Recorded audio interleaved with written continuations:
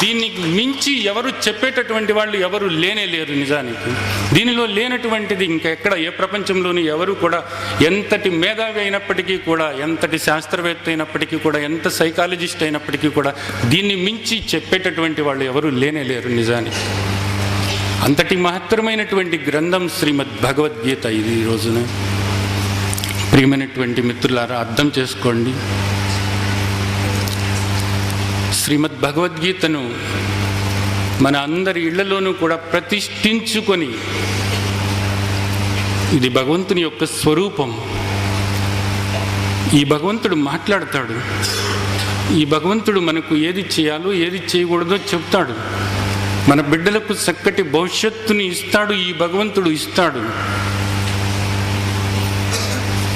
ఈ భగవంతుడిని ప్రతిష్ఠించుకొని, ఈ భగవంతుడిని ఆరాధిస్తూ